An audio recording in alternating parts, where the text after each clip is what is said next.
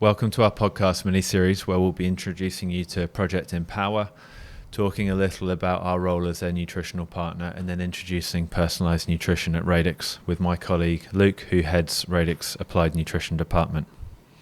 Good to have you here, Luke. Well, it's great to be here. Thank you, Mark. So Project Empower is a really exciting project that we've been working on for a couple of months. It is a two-man team attempting to break a 125-year-old world record rowing 3,000 miles from New York to Ireland. We've been involved from the outset, going through the physiological and nutrition needs behind such an incredible event, and it's been a real honour and a privilege to work with such an experienced team. And we can just quickly run through just the calibre of the team behind this incredible challenge. So it is a 3,000 mile row across the Atlantic. The 125-year-old world record currently stands at 55 days and 13 hours in a small rowing boat, 6.2 metres long. It's been custom built, and it goes across what they expect to be one of the most challenging routes across the Atlantic. It has been just or it will be, an incredible feat of human endurance, I think. Well, it's crazy, right? Like it's something that you've got athletes and they do these events, whether it's a short event or multi-day. You think of a marathon as being long, and then you've got these guys and they're rowing. I mean, they do 2 hours on, 1 hour off, and they do that 6 times a day. And then to give each other a break, they have a longer shift of 3 hours on top of that. So you're looking at 15 hours each every day for upwards of 2 months. I mean, best case, unsupported. So no support boat. They do everything on this boat. They eat, they sleep, and everything's taken with them. So, I mean, just in our protein and our recovery smoothies alone, they've got 54 kilograms of recovery smoothies and 18 kilograms of whey protein, and that's just a supplement. So you look at the amount that they've taken on the boat. It's just crazy when you look at what they're doing. And I mean, best case scenario, they're looking at 55 days. That would break the record. So it's sort of, that's the minimum is going to be around 50 days, and they don't stop. They don't have a day off. So I think this is not our first time working with the ocean rowing community. They are pretty extreme. It's definitely an area where we believe we have a world-leading capability. But perhaps if we just start an intro to Damien and Fergus behind the team. So Damien is a very accomplished athlete, very modest. I think it'd be very easy to underappreciate quite what he's done. So he's a former professional rugby player from Ireland. He's won the Heineken Cup. He's a rugby player. His career was 16 years. After rugby, he's gone on to become an extremely accomplished ultra-endurance athlete. So marathon de subs. He's rowed the Atlantic solo, which is incredibly hard. I think more people have been on the International Space Station, he said, than have rowed the Atlantic. And he's come back to do it again. And he's come back to do it again. So he must have enjoyed it. He's climbed 5 of the 7 summits. I believe Everest and a couple of others are currently on hold with some delays from COVID. He is... the interesting thing about Damien is he is incredibly tough, and the challenges that he's done come from his desire to basically test himself and to see how much he can push, how much he can learn about himself. And whether it be rowing the Atlantic, mountaineering, coaching clients, speaking engagements, he is just a very softly spoken, incredibly capable endurance athlete who loves sharing his experiences on how to get the best out of his own human capabilities. And by any means, he's not your typical endurance athlete either. I mean, the guy's pushing 7 foot. He's about 120, 130 kgs. So when you think endurance athlete, you often think of a smaller guy. He's a big dude. So when you look at him doing some of the stuff he's done, I mean, it's just carrying that much weight and having that much mass in general means you're using a lot more energy. And so when it comes to fueling an event like this, it actually gets a bit more demanding, a bit harder. So that just means he needs to take more food on the boat, which means there's more weight, which means he's burning more energy, which again it compounds and he's got to take more food. So it's a big challenge for a dude like him. Yeah, and one thing I didn't realise, so after his rugby or during the latter stages of his rugby career, he was saying that he gravitated towards rowing on an erg indoors as one of his main training methods. And he went on to compete in the Irish Nationals. He was 5th overall. I believe he was just behind the international team of professional rowers in Ireland over 2K in an erg. And he broke the Irish record over 500 metres. So know that. he's a powerful athlete. Yeah. And post rugby just really got into trying to explore his limits, and listening to his experiences over his first Atlantic row, he had some incredibly trying experiences. So he's a tough guy, and that's only part of the team, half of our 2-man team here. So the next chap is Fergus Farrell.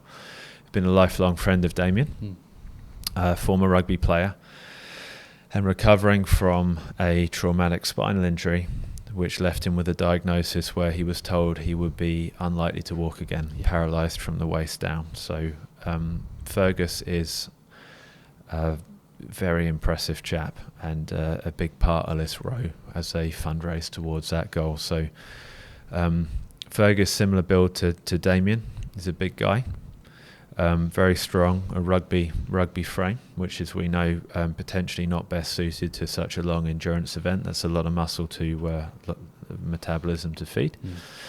But is determined to do this row, and together you have just an incredible team, and they're very aware of how hard this challenge is. One of the things that they have to face, and they're currently facing right now, is trying to get off the shoreline of the States, so from New York. So they battle wind and tide in the first couple of 100 miles of their row. But anyway, possibly getting ahead. So that is Damien and Fergus. Heck of a team. Amazing team. So the background was that they approached, when they were building their project in the UK, Damien, and his previous experience rowing the Atlantic, he knew that the equipment was a very big part of their success. So this is a custom designed boat. He's worked with a boat builder in the UK. He's dialed in the equipment. He's been training for a long time. But the former athlete side of him and the ultra endurance side of him, he really appreciates nutrition. So he knows of us, knows of our reputation, and he approached us to work to put together a nutritional strategy, which we were too happy to do.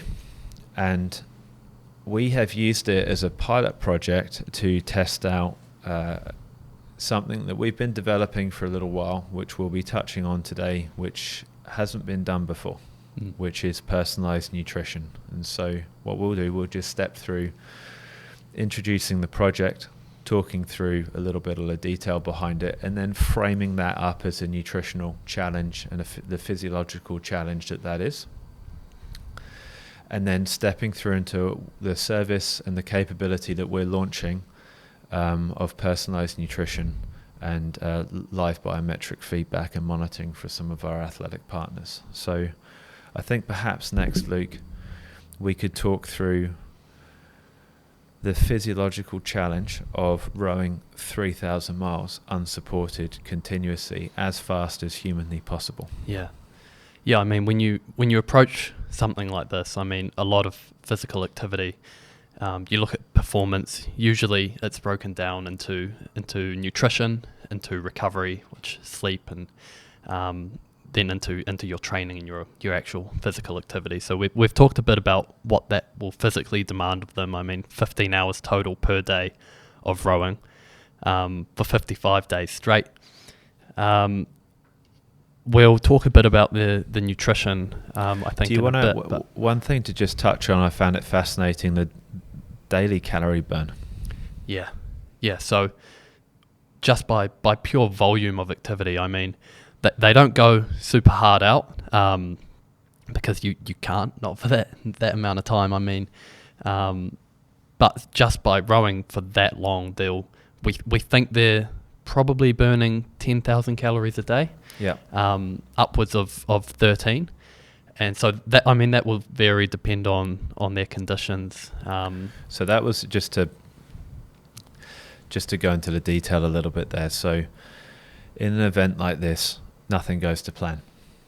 And listening to Damien on his previous experiences, they are by themselves in an ocean where help is many hours or days away, and it will come in the form of just a distress call. Yeah. So they're completely unsupported, and they have good days and bad days. And a good day could be a lot of rowing, which could be 15 hours, and it could be 13,000 calories. Yeah. Which, to put it into context, would be a couple of Tour de France stages of very low intensity but continuous activity with very short, broken sleep. And that's plan A. Plan B often looks like trying to perform in a storm, in high winds, in high seas. Damien was keen to stress a lot of people think of rowing the Atlantic as rowing across some nice glass, calm sea state. And he told me the story when he did his first Atlantic row. He said he bought a couple £100 worth of audiobooks, and they had speaker system built into the boat that he thought he's by himself, he would be able to listen to. And he got a couple of days in and figured out those speakers on full volume, he still couldn't hear it over the wind noise. I mean, you get 10 meter waves. It's not by any means a forgiving ocean. And I know the last time he did it, he had a steering failure. And so, again, that's just one of these things that can happen, and it's not a small deal. I mean, once your steering fails, you've got to work so much harder. Yeah. And so we think last time he was probably burning through even more energy than he needed to be. Yeah. And that's something we've taken into consideration when we talk about 10,000 calories per day. Last time, I think he was eating around 6,000 to 7,000 calories a day. Yeah. Took him around 60 something days, and he lost 28 kilograms. So so based on that, we can sort of do a bit of energy balance calculations, and you're looking at 10 to 13,000 calories. And the thing I really liked about working with Damien was that he appreciates that when you're in a negative energy balance and you're stressed, you're losing your metabolic headroom, your safety margin to operate at your best, if and when it's required. So he told a story of going into a storm where he faced sort of 6 to 10 hours of really high sea states, broken equipment, and a forecast that said the next 5 days could be like that. And at that point, he knew he was on his own, and he just had to gut his way out through that. And it's so much of what, in my experience, talking to these, whether they be transatlantic rowing or ocean rowing, we've obviously worked with Fedor in the past, who rowed 160 days from New Zealand to South America, or Vendée Globe or sailing, is that you are in a potential survival situation. So it's the ability to perform. You can be seconds away from having to go into a survival situation, so you just can't afford to burn yourself out or run yourself down. And that was indeed Damien's experience first time around. Yeah, I mean, it's as much of a mental challenge as it is a physical one, right? And coming back to the demands of this event, when you're rowing 15 hours per day, and the structure that they do it, that 2 hours on, 1 hour off, that 1 hour off, they're probably not sleeping. That's, they might have 20 minutes to eat, and then if they did try get some sleep, take 20 minutes to fall asleep, and then you've only got 20 minutes left. So really they're probably only looking at sleeping in that longer 3 hour break. So, I mean, the demands on the body and the how much you can recover. Just it's crazy because you're doing a pure volume of physical activity, and that brings down all your time for recovery and everything else. So that was a big part of that was a big part of why Project Empower came to us. So I think just a real pleasure to be working with someone of Damien's experience to really have that appreciated. So yeah, just a recap then. So we went through key physiological stats, right? So 10 to 13,000 calories a day, 15 hours a day, likely to continue continuously for 55 days, although obviously the world record is there to be broken at 55 days. So if the weather plays ball and other things, they could be sometime less than that, but it's an incredibly hard row. Yeah.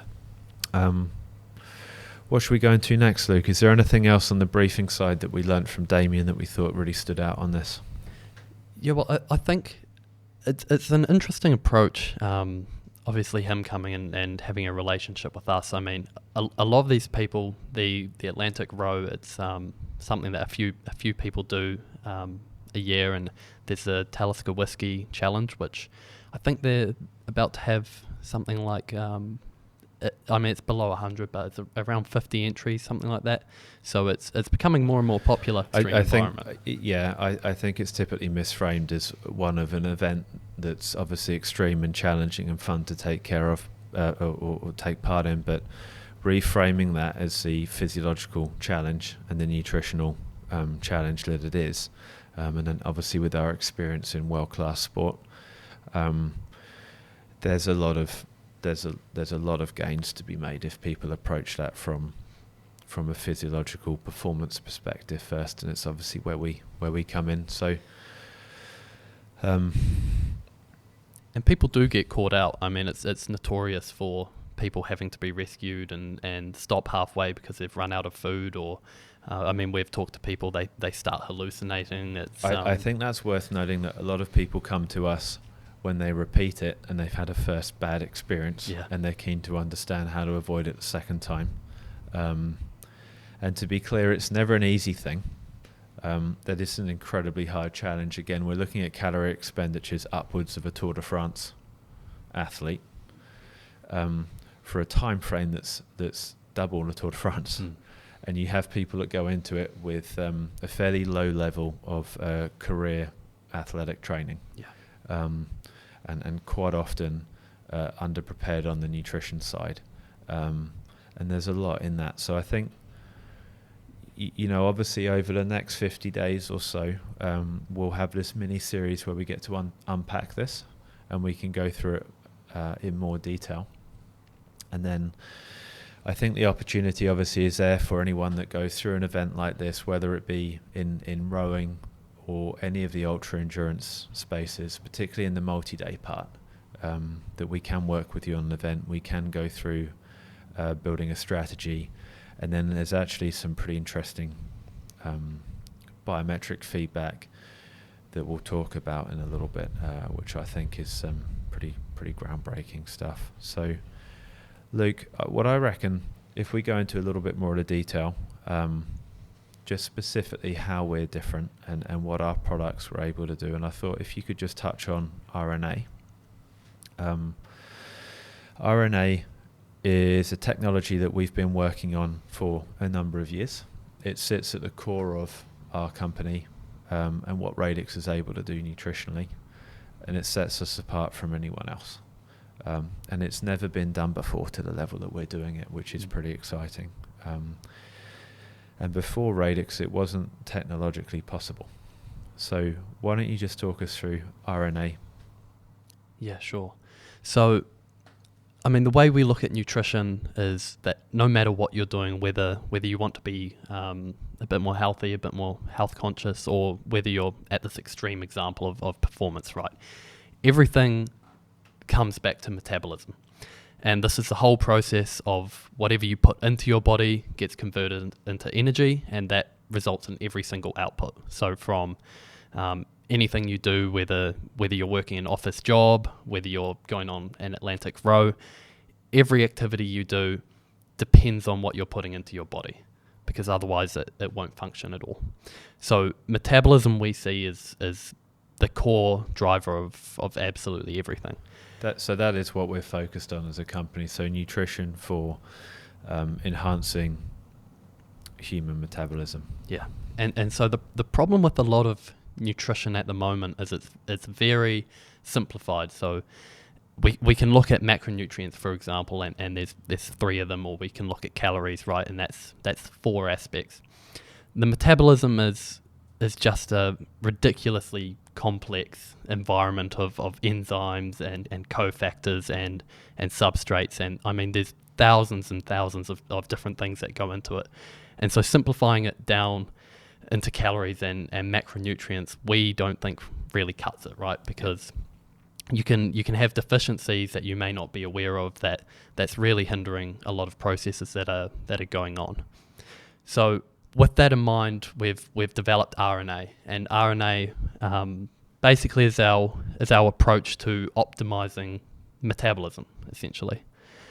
And so how we sort of look at doing that, and when we make our products, what we do is we look at these processes that happen in metabolism, and we look at what the metabolism requires to function at its best.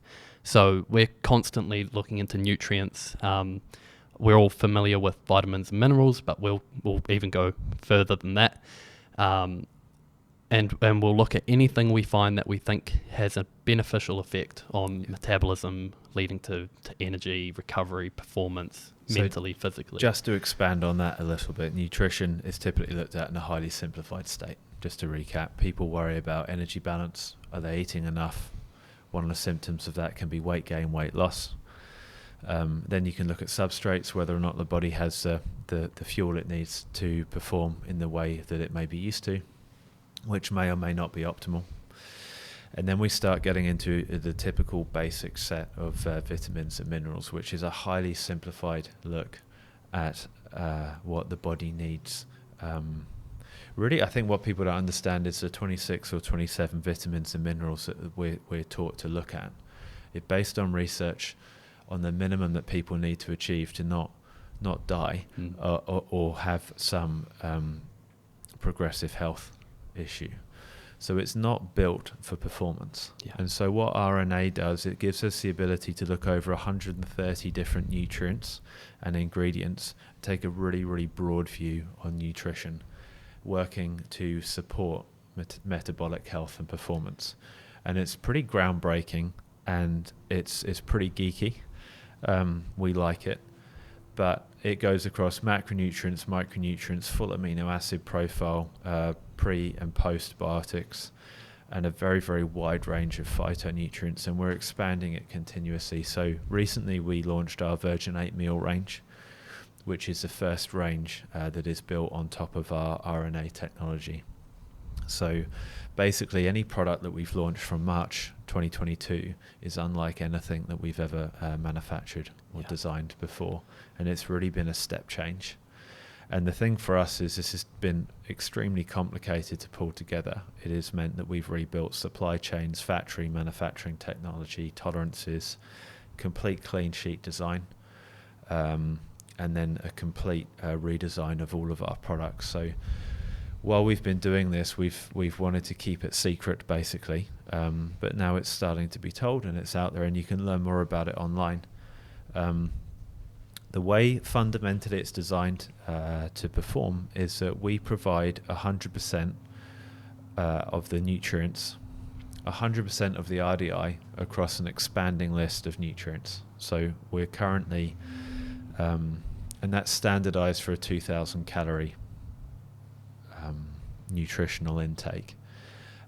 And it's the other thing to take note, one thing in its design that was quite difficult was it is designed to, as a person's energy expenditure increases, all of our design points are designed to scale pretty well. So the micronutrient and macronutrient requirements are considered or designed to scale in proportion to the body's needs as you go up through increased metabolic workload. So I think that's worth touching on is when people hear 2,000 calories, they think, well, that's not much, right? And that's probably at the lower end of what a lot of people eat.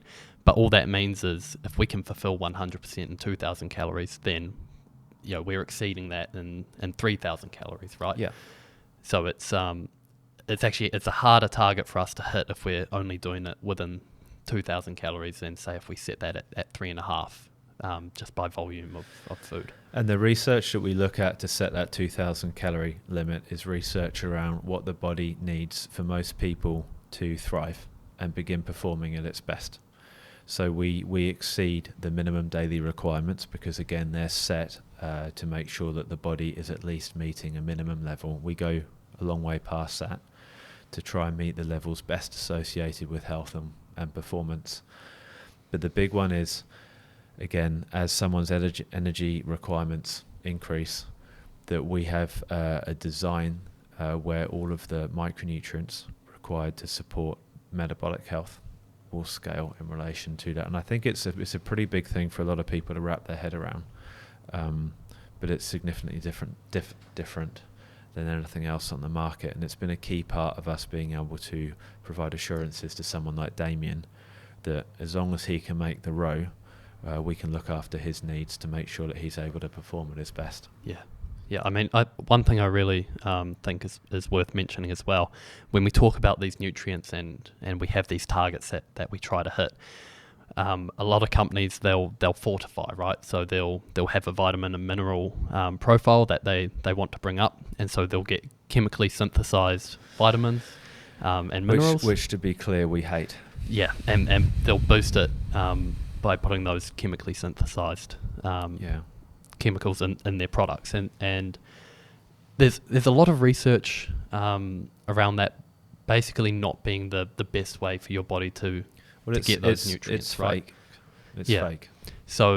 So when you get that in its natural form, so that's what we do. We hit all these nutrient targets completely naturally with real ingredients. So you can turn around a product. You could read every ingredient and you'll recognize every single one as a vegetable or a grain or something like that. And when your body gets nutrients in that way, it can recognize them and it can digest them. And there's a lot of complex interactions that go on inside of food. Certain nutrients help each other absorb into the body, basically. So by doing that, we have the most bioavailable form of nutrients we can possibly get. And I think that's the thing that we've really focused on, and it sets us apart. When you approach nutrition from a fundamental level, and for us that begins with metabolism and making sure the body has what it needs to really perform at its best across all of its functions, and for performance and well-being and longevity, because they're all the same thing fundamentally, or come from the same place. You have to focus on a natural source. You have to focus on finding a form where you achieve the highest natural bioavailability, giving the body the ability to self-regulate across its metabolic processes in a way that it's best able to do. And it really sets us apart from other products in the market where they would take the lowest cost, simplest way towards fortifying a product with something synthetic that may or may not perform in the way that it's intended to. And it really represents an old way and a simple way of the nutritional industry operating. And we've always been different from day one. And to be clear, it's a lot harder to achieve it with natural ingredients in a way that you can get that best bioavailability. And a lot of people will recognise that on the quality or the ability to recognise ingredients on the back, but it goes much deeper than that. Yeah, I mean, it doesn't make it easy for us, right? So we'll have a nutrient that we're trying to bring up in our product, and we could easily buy that specific nutrient, put it in a powdered form, and we're done. But we will sit down for hours and research real ingredients, superfoods, and just find the best possible source we can that we can actually integrate into the product. So it's a huge design process. I mean, we see it as really a science and engineering project, don't we? Yeah. I think one thing, so if we look across RNA briefly, just to expand on that, we go through vitamins and minerals. Then, or perhaps to back up a little bit more and say at the core of what we're doing there, we have RNA, which is a technology that empowers our nutritional design. And you can see that in our product now in the nutritional index, which is displayed on the front of our product. So that is a simple metric that demonstrates how nutrient dense 2,000 calories of that product would be. Yeah, and that's across our 130 plus nutrients and ingredients, right? So it's a score that we take from that. Yeah, and it's a first version, and we've significantly built on that in the past couple of months alone. So that's something that you're going to see really change in our products over the coming years. So there are a few things that we had to do for that, which have really benefited Damien, but perhaps we can quickly touch on here, which would be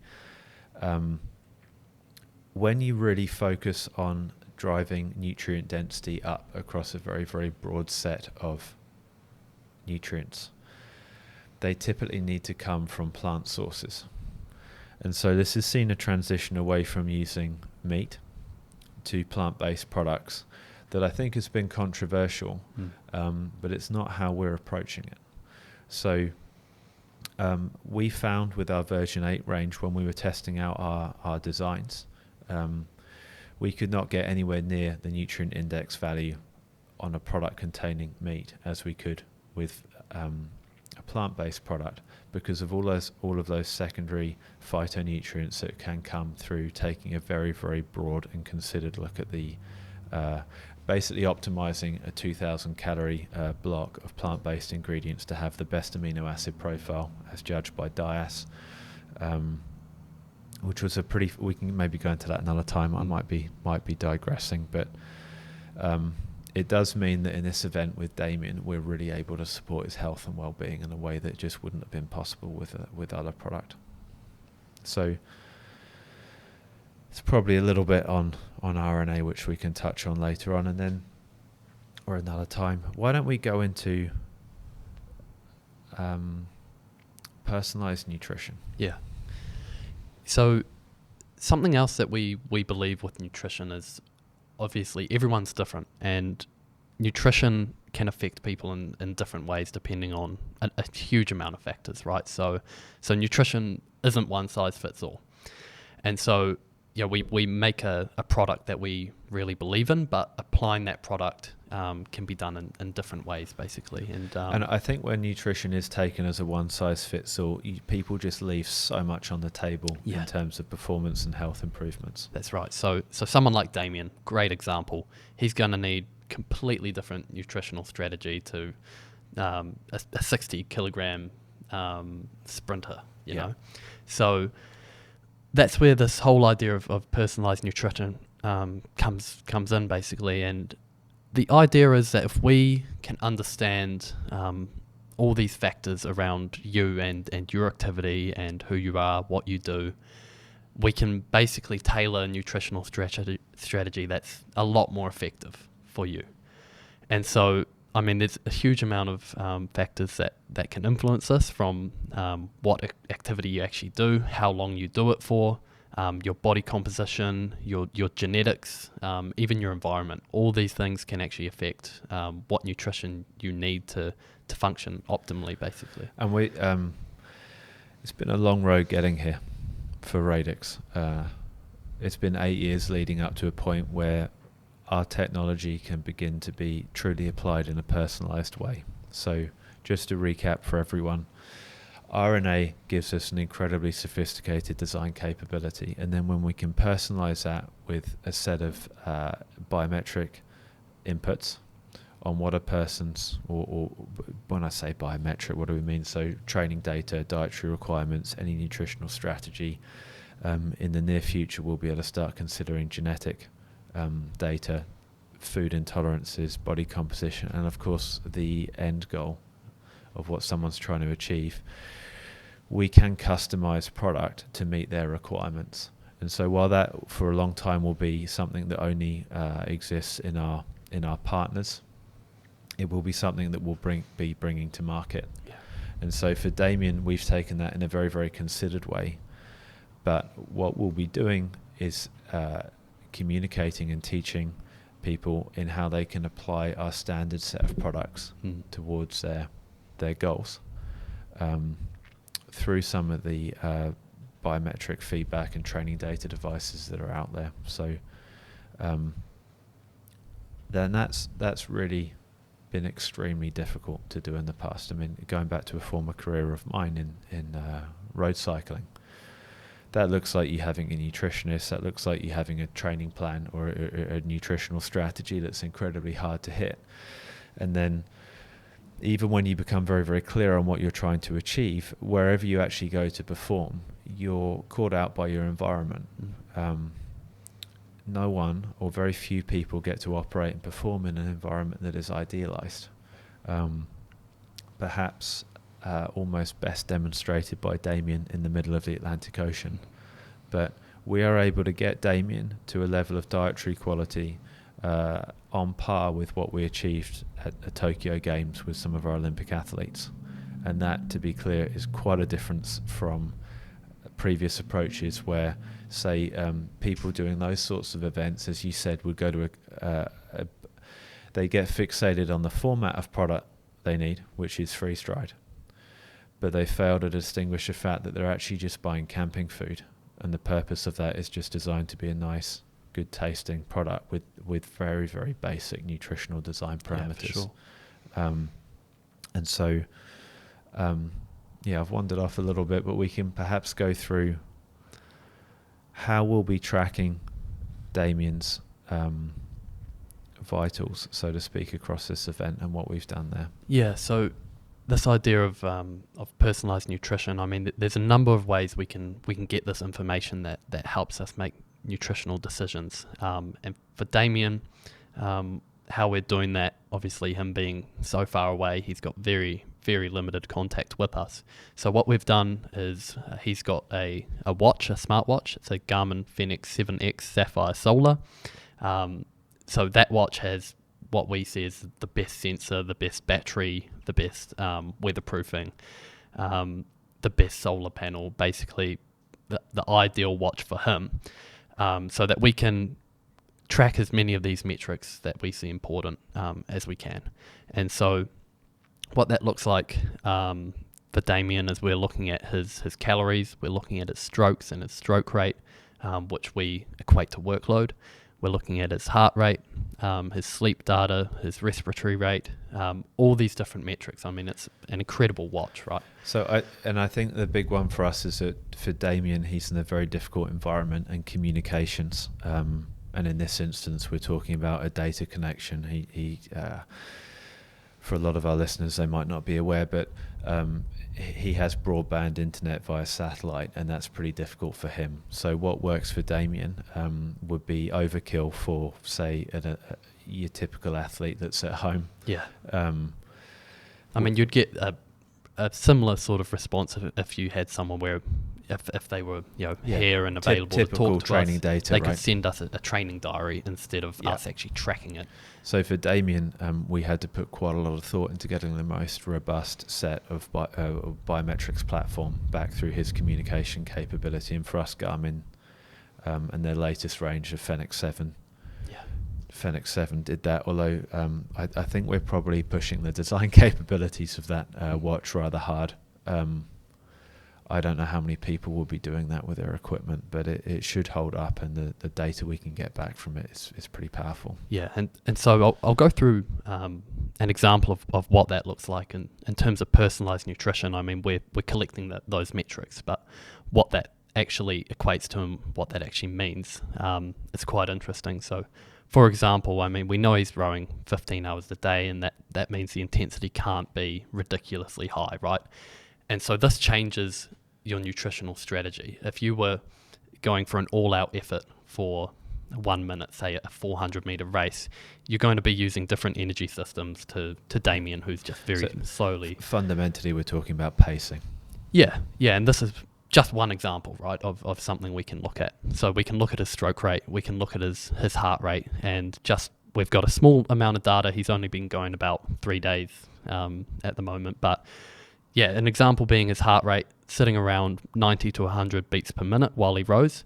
And this is around 50 to 60% of his heart rate max. So when we look at that, we know he's sort of on the threshold of what we call zone 1 or aerobic.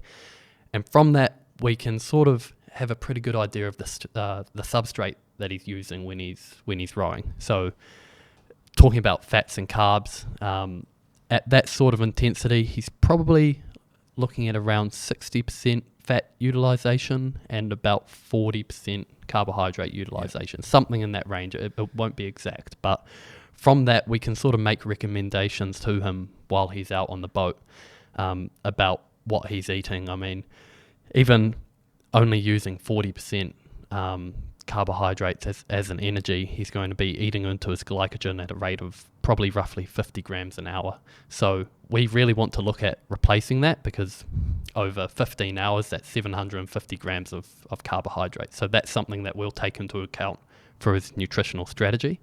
And another thing that we have to think about is, I talked about weight a bit earlier on, but just the pure weight of the food and how that actually affects his row. And so that's another factor. I mean, this isn't even a physiological one, it's a logistical one that we take into account for his nutritional strategy. I mean, fats have over twice the amount of energy per gram than carbohydrates and protein. So as much fats as we can fit into his diet just to hit that pure volume of calories is something we take. I think we possibly missed that earlier on, and just to jump back a little bit, but our ultra range has been designed to help someone meet a very, very high calorie expenditure when they're in the middle of a multi-day performance, and it's not so easy to eat a huge volume of food. So this takes me back to the shots that you can see sometimes the news get hold of. You know, what does an Olympic swimmer's daily calorie intake look like in food? And you get this comically huge pile of food. Fun to look at, but not something that's actually achievable to be avoided at all costs for someone like Damien, where you start to talk about huge dietary intake in amongst a massive amount of physical activity, a huge amount of continuous stress on the digestive load on the body, all sorts of issues. The ultra range has been designed to minimize the amount of food for a given calorie volume. And some secondary benefits of that have also been to minimize the amount of water and fuel required for heating, which over an event like this makes significant difference to the amount of water that needs to be purified for the purpose of food. Yeah. Knowing that athletes typically prefer to hydrate through drinking as opposed to with food, and a massive reduction in gas volume that they need to go through for cooking. So there's a load of other benefits that we bring out for the ultra range, but typically with Damien, just a massive calorie intake. So yeah, just to back up again on the biometrics, so it gives us the ability to monitor Damien remotely and to provide feedback to make sure that he's not stressing himself too high, that his pacing's okay, that he's performing in the right zones, that he's within his substrate targets, that his nutritional strategy has been designed for. And then also it gives us the ability to measure stress levels. And to provide feedback to Damien to make sure that he's fundamentally not allowing himself to be burnt out, or maybe that insidious creep that can come into a multi-day endurance activity or event when someone is just starting to be pulled outside of the zone at which they're able to continuously perform at. Yeah, all these factors, they play into one another, right? So yeah. Nutrition fits with sleep, fits with physical performance, and they're all intertwined. So and we're not just looking at nutritional factors here. We'll monitor his stress and his sleep and a whole bunch of things. So working backwards from their performance, human performance, nutrition being one of the core pillars, and making sure that we as a nutrition partner are able to play our role well and support them in this record attempt. Is there anything else to go through on that, Luke, or do we think we wrap up? And something I think that's worth mentioning is this whole thing of personalised nutrition. It's something that we can give live feedback to Damien, which we're looking at doing, but we can also use it to learn and implement nutritional strategies in the future. So collecting all this data, I mean, once we've got 55 days worth, if Damien were to do it again, we would have such a good idea of exactly what he needs. I mean, down to how many strokes he's doing to get across the Atlantic. So the more data you collect and the longer you do it, the more you learn and the more you go through this process of optimizing. What's great is we can learn from Damien. I mean, this is the first time we're doing this personalised nutrition for his Atlantic crossing. But in this way with Damien. Yeah, that's right. So it's the first time we're doing it with him. But we can use it to learn and apply that to if someone else comes to us looking to do the same thing. We know roughly what sort of workload you're looking at, what sort of intensity you're looking at doing. So we just keep learning and we can apply it to more than just Damien, right? I mean, even it doesn't even have to be rowing. We can do this for any athlete, and anyone. I mean, you don't even have to be an athlete. It's really something that applies to absolutely anyone. This idea of optimizing nutrition based around who you are and what you're doing. And we have some pretty exciting things to announce on that, I think, in the coming future. But personalised nutrition has been the goal from day one. It's the future of nutrition. It is, and we're pretty excited to be able to turn that page in our story and start talking about that. And Damien is an extreme example and test case of that, but something that we can bring to all athletes. In and outside the athletic arena, as you say as well, when we start looking at continuous glucose monitors and the everyday, the platform that we're building there just gets more and more powerful. So over the course of Damien's event, we'll be doing updates. We're only a few days into his row. It looks to be going well. We're waiting on our second data upload from Damien. When we have that data, we'll be going through it, and we're looking to get that advice back to him and make sure that we're on track, making sure that the strategy that we've worked with him to create is holding up. And then we'll be bringing updates. So please follow us on social media, subscribe. If you've enjoyed this video, please like it, it helps, and ask any questions. In the next video, we'll also respond to any questions that we've been asked and bring you along for this incredible event. Thank you very much, Luke. Awesome. No, thank you, Mike.